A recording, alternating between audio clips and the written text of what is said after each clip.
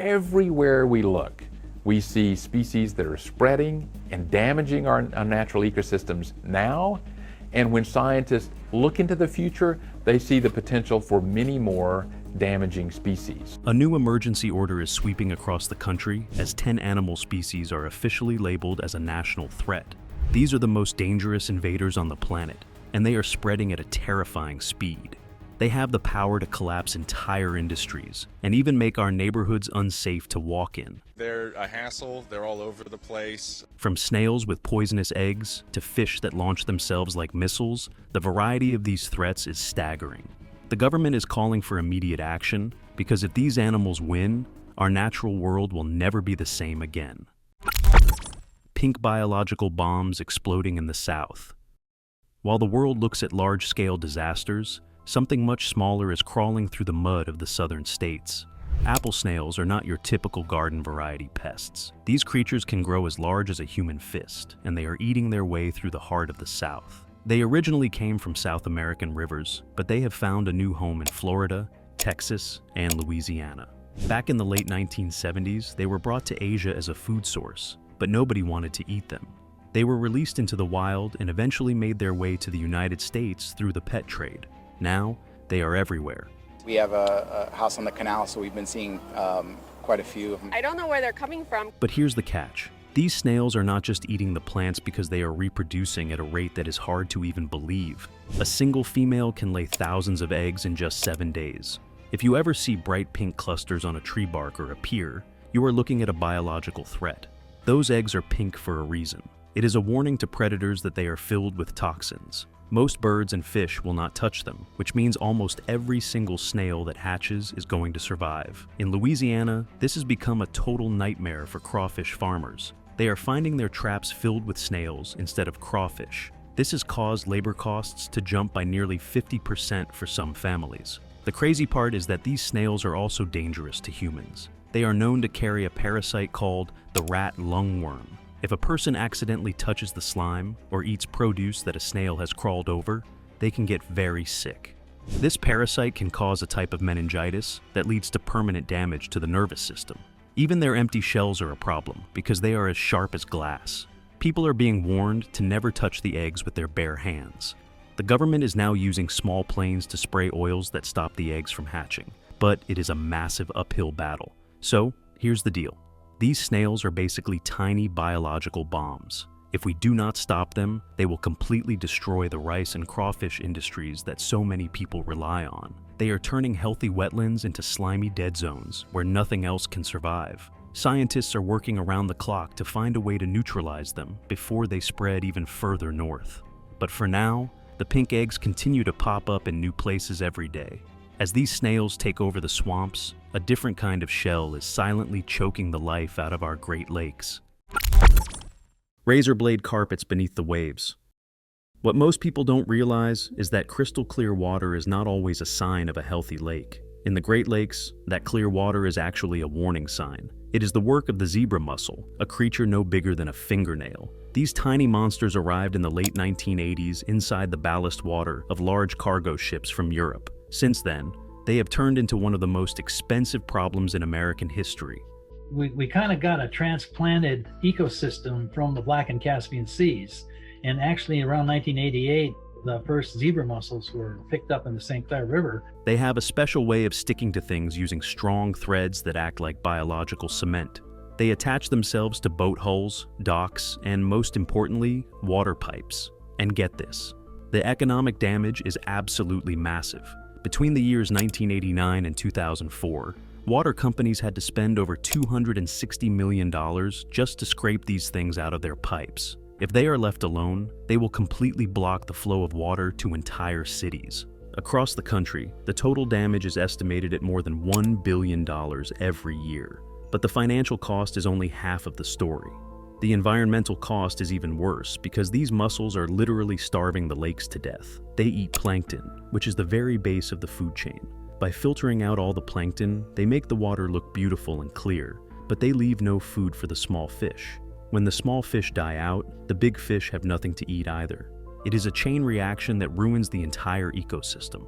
For people living near the water, it is not that simple though. The shorelines are now covered in millions of sharp shells. These shells are so sharp that they can cut right through the skin of a swimmer.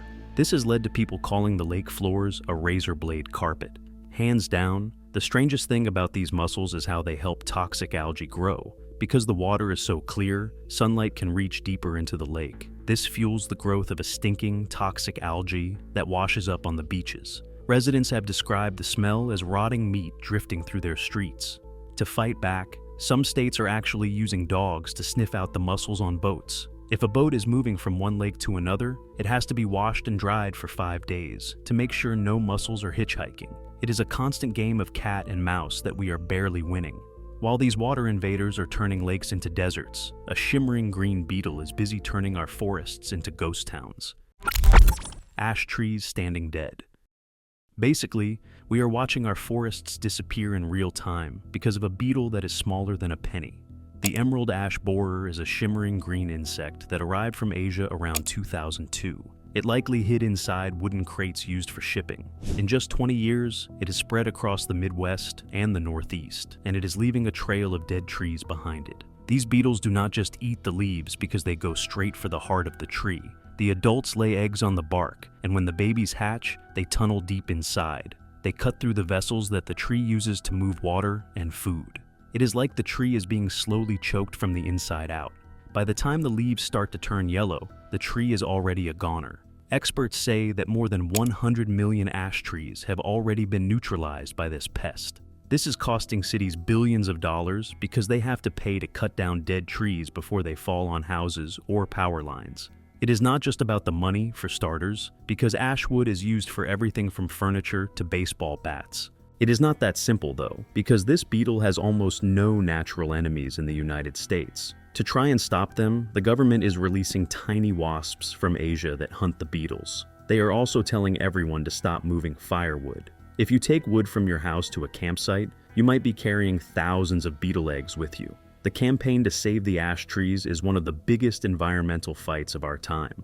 But even with all the work being done, many forests are now filled with gray, leafless skeletons where giant trees used to stand. And that's putting it lightly, because while the beetles are eliminating the trees, another insect is attacking our food supply from the air. The spotted lanternfly is a colorful insect that looks like a moth. It was first found in Pennsylvania in 2014 and has since spread to over 10 states. They do not chew on things, but instead pierce the bark of trees and vines to drink the sap. They leave behind a sticky mess that grows black mold. This mold ruins apple orchards and vineyards in a single season. The loss to the economy is over $300 million a year. The real fear is what happens if these insects reach the West Coast and attack the wine industry in California. Silver scales launching into the sky. So, here's the deal with the rivers of the Midwest. You cannot even turn on a boat engine without being attacked by flying fish. Asian carp were brought here in the 1970s to help clean up ponds. But during big floods, they escaped into the Mississippi River. Now, they are taking over every river they touch. These fish are huge, with some weighing over 60 pounds. They eat up to 40% of their weight in food every day. They are eating all the food that our native fish need to survive, causing populations of catfish and bass to crash. And get this, these fish are actually dangerous to people. The sound of a boat engine scares them, and they respond by jumping 10 feet out of the water. Imagine driving a boat at 20 miles per hour and getting hit in the face by a 60-pound fish. People have ended up in the hospital with broken bones and black eyes because of these jumping giants. The government is so worried about these fish reaching the Great Lakes that they have built massive electric fences underwater. They are spending hundreds of millions of dollars to keep these fish from moving any further north. But here's the catch. It is not just the big fish we have to worry about in the water. The red swamp crayfish is another invader that is causing huge problems. These crayfish are native to the south, but people have been moving them all over the country to use as bait or for food. When they get into a new area, they start digging deep holes. These holes are so deep that they can actually cause dams and levees to collapse. In Michigan, these crayfish are shredding the nets of fishermen and eating all the fish eggs. They are turning healthy riverbeds into unstable mud pits. The crazy part is that these crayfish are almost impossible to get rid of once they arrive. They can walk over land to find new ponds, and they reproduce very quickly. Many states have now made it illegal to even own a live one. Farmers are seeing their fields wash away because of the tunnels these creatures dig. It is a constant battle to keep our infrastructure from being undermined by a shellfish. We are literally watching the ground beneath our feet being eaten away by an animal that belongs hundreds of miles away. If you think the threats in our rivers are bad, wait until you hear about what is hiding in the dark corners of our homes and neighborhoods. Cane toad catastrophe coming soon. What most people don't realize is that some of the most dangerous invaders are the ones that look like they belong in a horror movie. In the state of Florida, the cane toad has become a top priority for emergency removal. These toads were brought in to eat bugs in sugar fields, but they quickly became a disaster. They can grow to be the size of a dinner plate, and they are incredibly tough. But the real danger is the poison glands on their shoulders. If a dog or a cat tries to bite one of these toads, they will be hit with a dose of toxin that can neutralize them in less than 15 minutes. Families in Florida are now terrified to let their pets out at night. These toads gather under streetlights to eat bugs, and they are not afraid of anything.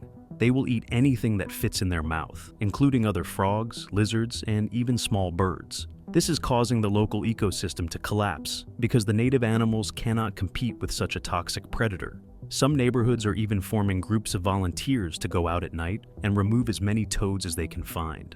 It is a desperate attempt to save their pets and their local wildlife from a poisonous invasion. While we are fighting giant toads, there is an invisible monster moving through our wetlands as well. A strange fungus called the salamander eater is starting to show up, and it is terrifying scientists. This fungus attacks the skin of salamanders and newts, making it impossible for them to breathe. The United States has the most diverse population of salamanders in the entire world, and this fungus could wipe them out in less than 10 years. If the salamanders die, the mosquito population will explode, leading to more diseases for humans. It is a silent threat that could change our world overnight. Is it even possible to save our ecosystems once these 10 species have taken hold, or are we just delaying the inevitable? This is a serious threat to our way of life and our safety.